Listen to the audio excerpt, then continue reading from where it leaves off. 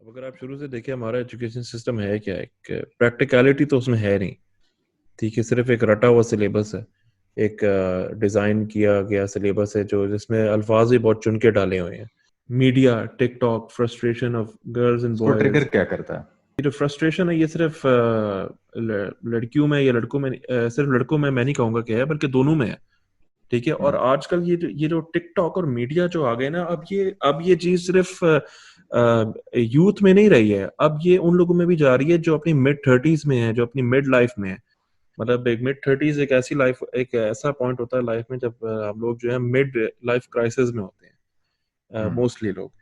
लेकिन आजकल अगर आप देखें तो स्पेशली जो टिकटॉकर्स हैं और हम्म। टिकटॉक पे ज्यादातर लड़कियां हैं, तो अब अगर आप देखें तो most most of them are 35-40 years old as well. और वो लोग उसमें बिहेव ऐसे कर रहे होते हैं जैसे दे आर 15 years old।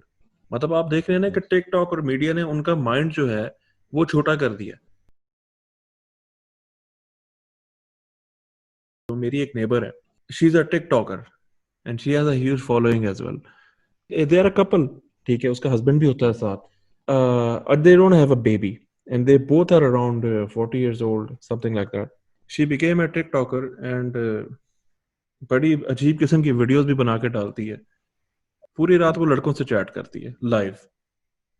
ठीक है, ये किया है टिकटॉक ने एक 40 years की औरत के साथ, जिसका माइंड जो है वो इतना पीछे चला गया है। तो ये टिकटॉक जो है ये फ्रस्ट्रेशन इंक्रीज कर रहा है। ये नहीं है कि ये प्लेजर दे रहा है। तो ये टिकटॉकर भी बेसिकली डिप्रेस्ड है। ये लोग भी वहां पे ये टिकटॉक पे इसलिए जाते हैं कि ये लोग अपने आप को pleasure, they want to find pleasure elsewhere. Social media is another reason. अब ये आपके ऊपर है ना, आप यूज कैसे करते हो। Social media is one of the reasons for temptation and frustration and all this culture violation. और टिकटॉक में फिर उसके बाद जो खवातीन आती हैं, सबसे ज्यादा एज उनको ये है कि वो किसी के सामने नहीं होती, वो सिर्फ मोबाइल के सामने होती हैं। तो उनकी जो बेसिक जो शर्म होती है वो वहां पे कम हो जाती है, कि वो कहती हैं हम तो अपने फोन पे कर रहे हैं, किसी के सामने तो नहीं कर रहे। पाकिस्तान में आप मजे की बात देखें कि फेसबुक पाकिस्तान में फ्री है। आप फ्री फेसबुक यूज कर सकते हैं, आपको इंटरनेट कनेक्शन की जरूरत नहीं है। और इसी तरह उन्होंने इसमें ग्लोबलाइज किया। अब आप चाइना में भी तो देखो ना, चाइना में क्यों नहीं है फेसबुक। चाइना का फेसबुक अपना है, गूगल अपना है, व्हाट्सएप अपना है। ठीक है, वहां पे आप जाके फेसबुक और ये चीजें नहीं यूज कर सकते। तो और उन्होंने सबसे बड़ी बात यह है कि उन्होंने एक, वेस्टर्न कल्चर को ग्लोबलाइज ही नहीं होने दिया। चाइना में, चाइना में आप जाए, चाइना का कल्चर ही हो रहा है। मुझे सबसे ज्यादा फ्रस्ट्रेशन इस बात पे होती है कि चलो आप यूरोप में ठीक है, हो सकता है वहां पे एक इस्लामी मुल्क में ऐसे लॉज क्यों नहीं है, इसको क्यों प्रोहिबिट नहीं किया जाता कि पाकिस्तान में टिकटॉक नहीं होना चाहिए, पाकिस्तान में फेसबुक मॉनिटर होनी चाहिए। एक भैंसा नाम से एक पेज है जिसमें रसूलुल्लाह सल्लल्लाहु अलैहि वसल्लम के बारे में गुस्ताखाना मवाद शाया होता है, और डिफरेंट किस्म के इस तरह के पेजेस हैं। तो पाकिस्तान की गवर्नमेंट को चाहिए कि ऐसी क्यों, मतलब प्रोएक्टिव नहीं है, ये रिएक्टिव, कोई कोई वाकया होने के बाद उस पर एक्शन लिया जाता है, उस वाकया होने से पहले उसको रोका नहीं जाता। मतलब उनकी तवज्जो ही नहीं है इस तरफ, ध्यान ही नहीं है कि हमारी नस्ल क्या बन रही है, क्या प्रोडक्ट बन रही है। जितने भी अंबिया आए उन सब अंबिया ने कोई चीज ईजाद नहीं की, किसी नबी ने कोई पुल नहीं बनाया, किसी ने नबी ने कोई छुरी नहीं बनाई, किसी नबी ने कोई चीज नहीं बनाई। उन जो जितने भी अंबिया कराम थे उन्होंने क्या बनाया, उन्होंने नस्लें तैयार की, उन्होंने लोग तैयार की। रसूलुल्लाह सल्लल्लाहु अलैहि वसल्लम उन अरबियों में आए जो अपनी बेटियों को जिंदा दफन करते थे, और उन अरबियों में आकर रसूलुल्लाह सल्लल्लाहु अलैहि वसल्लम ने ऐसी नस्ल तैयार की कि जिसकी मिसाल दुनिया में नहीं मिलती, ऐसे लोग तैयार किए, ऐसे जहन तैयार किए।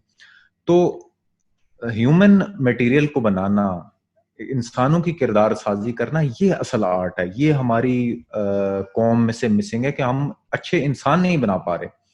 अच्छे पुल बना लिए, अच्छे इंफ्रास्ट्रक्चर बना लिया, ये सब एक दो मिसाइलों की मार है। अगर आपकी कल जंग हो जाती है, वर्ल्ड वॉर में जैसे हुआ है, उनका पूरे पूरे इंफ्रास्ट्रक्चर तबाह हो गए। लेकिन चूंकि कौमें मजबूत थी, इंसान अच्छे थे, उन्होंने तो सब कुछ दोबारा से बना लिया। तो ऐसे लोग बनाना या इसके मुकाबले के लोग बनाना, ये हमारा काम होना चाहिए। ये नहीं हो रहा। अब हमारे लोग क्या बन रहे हैं, कोई शाहरुख खान बन रहा है, कोई देवदास बन रहा है। आप एक नई टर्म आ गई है, हलाल डेटिंग। अब हलाल डेटिंग क्या है, अब आप यकीन करो, मैं ऐसे लोगों से मिल चुका हूँ कि एक लड़की अपने माँ से इंट्रोड्यूस करवाती है और हम्म। बोलती है कि ठीक है, ये मेरी माँ है, साथ एक बंदा बैठा होता है, ये मेरी माँ का बॉयफ्रेंड है। और अस्तगफुरुल्लाह। ठीक है, और how do they justify it कि हलाल डेटिंग है जी, हमारा कोई हमारे बीच में कोई मतलब pre marital physical relation. Sexual relation नहीं है, तो दे कॉल इट हलाल दैट वे। तो हलाल डेटिंग का मकसद क्या है? मतलब dating with the intention of being married, इसको कहते हैं ये लोग हलाल डेटिंग। ठीक है, उसके बीच में चाहे ये लोग केसेस करें, हक करें, वो सब इनके लिए ओके है, वो सब काउंट नहीं करता है। तो इन लोगों ने क्या किया कि अपने इमोशनल इंटीमेसीज को बैलेंस करने के लिए रिलीजियस वैल्यूज के साथ इन लोगों ने हलाल डेटिंग की एक टर्म इजाद कर लिया। तो उसके बीच में क्या होता है वो डजेंट मैटर, जब तक आपकी शादी हो जाए। तो शादी हो जाए ये भी गारंटी नहीं है इस चीज की कि शादी हो जाती है। तो intentions are not important if not done the right way. और बीइंग अ मुस्लिम, अब आप ये तो नहीं कहोगे कि मैं मंदिर गया था खुदा की इबादत करने, उससे क्या फर्क हम्म। पड़ता है कि मैं मस्जिद में जाऊं या मंदिर में जाऊं, इबादत तो मैं अल्लाह की कर रहा था।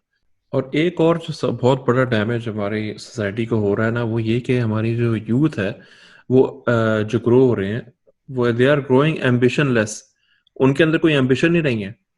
वो नहीं लोग है, क्या सिर्फ करते मोहब्बत हैं करनी कि है। वो लोग बस कहते हैं ना, खत्म हो गया है, चलो ठीक है। उनका जो चाम होता है, जब उनका चाम खत्म हो जाता है, चाहे शादी हो या ना हो, चाम तो खत्म होता ही है, वो तो पक्की बात है। हम्म। चाम ने तो हम्म। जाना ही है। उसके बाद वो बिल्कुल ही डेड और ड्राई हो जाते हैं। मतलब एक गुलामी मेंटालिटी जो हमारे मुल्क में ऑलरेडी है, कहीं पे भी जाके जॉब कर लेंगे और जिंदगी गुजार हम्म। लेंगे, बस यही होगा। एम्बिशन कुछ नहीं है। हमारी यूथ भी जाया हो रही है।